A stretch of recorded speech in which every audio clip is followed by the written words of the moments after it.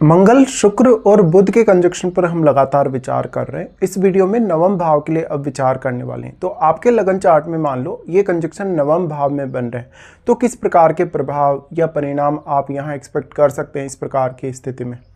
देखिए, नवम भाव में अगर ऐसा कंजक्शन है तो सबसे पहले आपको मार्स पर ध्यान देना होगा, क्योंकि मार्स ऐसा ग्रह है जो काफ़ी ज़्यादा एनर्जेटिक है, जो काफ़ी ज़्यादा फायरी है और दूसरे किसी भी ग्रह को बहुत ज़्यादा प्रभावित करने की क्षमता मार्स रखते हैं।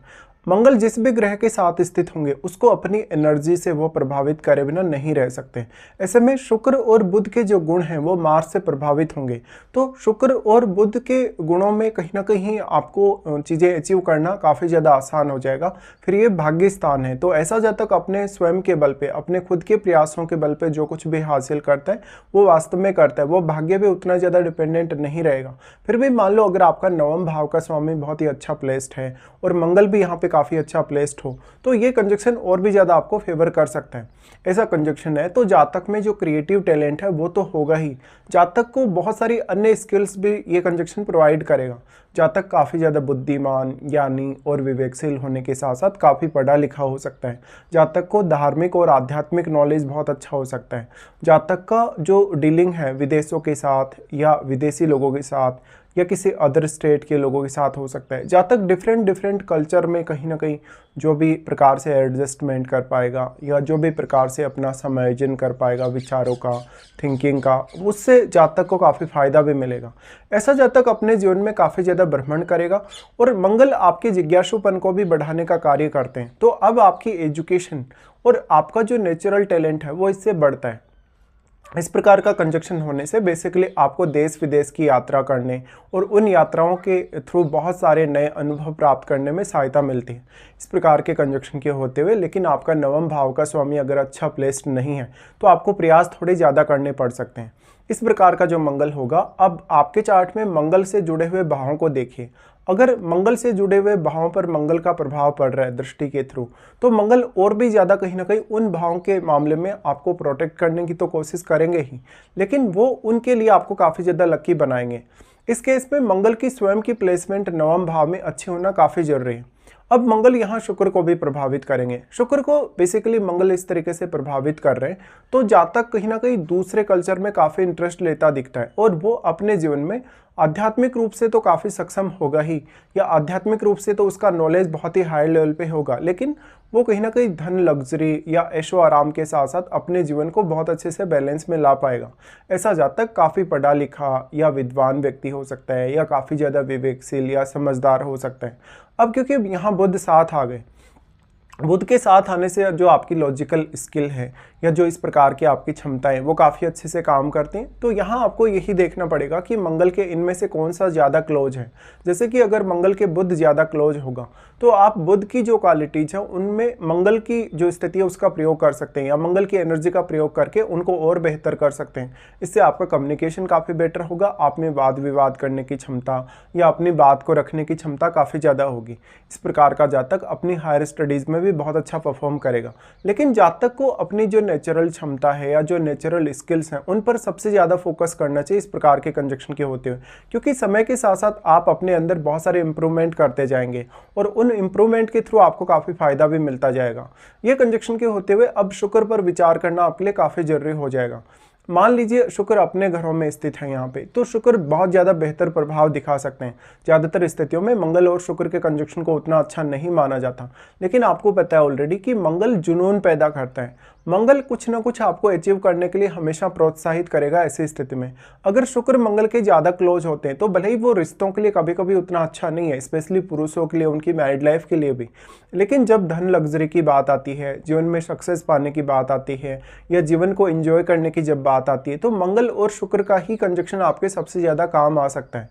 अब इसमें यह भी डिपेंड करेगा कि क्या शुक्र आपके चार्ट में छठे घर के, आपके 8वें घर के या 12वें घर के लॉर्ड हैं।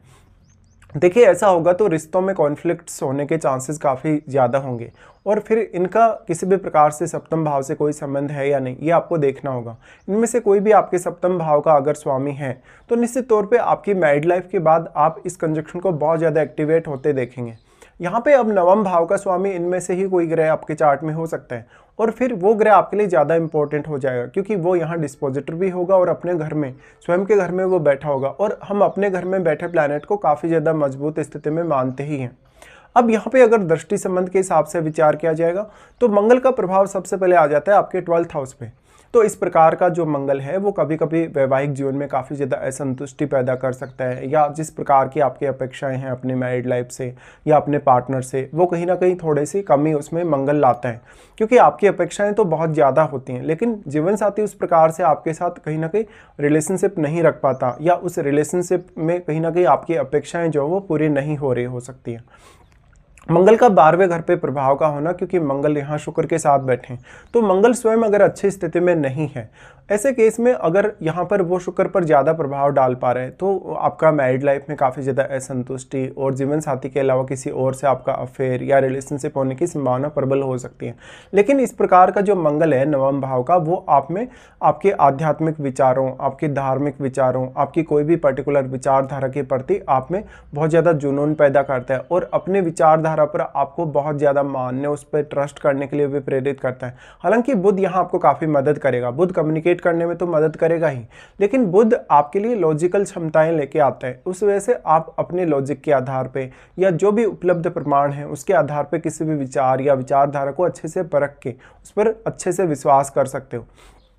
यहाँ मंगल 12वें घर पे अपना प्रभाव डाल रहे हैं। बाकी कुछ अन्य मामलों में जैसे धन से जुड़े हुए खर्चे हैं, स्वास्थ्य से जुड़ी हुई प्रॉब्लम्स हैं, उनमें मंगल हालांकि आपको प्रोटेक्ट करने की कोशिश करेंगे। मंगल का 12वें घर पे प्रभाव होने का मतलब है कि जातक अपने कैरियर में काफ़ी ज़्यादा एक्टिवेट रहेगा। हो सकता है वो रात्रि को बहुत ज़्यादा अच्छे से सो नहीं पाए या चैन के साथ कहीं ना कहीं वो अपनी नींद ना ले पाए। ऐसे केस में जातक बहुत ही ज़्यादा एक्टिव हो सकता है, बहुत ज़्यादा क्रिएटिव हो सकता है और वो अपनी क्रिएटिव स्किल्स पे ज़्यादा से ज़्यादा ध्यान दे सकता है। यहाँ पे मंगल लेकिन आपके पार्टनर से अपेक्षाओं को काफ़ी ज़्यादा बढ़ाते हैं। 12वां घर वैसे आपकी क्रिएटिविटी के लिए भी जाना जाता है और 12वां घर आपका बेडरूम भी है। तो आपका अगर इस समय आप अगर जीवन साथी को समय नहीं देते पर्याप्त रूप से तो उसका असर आपकी मैरिड लाइफ और आपके बाकी रिलेशंस पे भी पड़ सकता है। फिर इन तीनों प्लैनेट का दृष्टि आ जाता है आपके 3rd हाउस पे।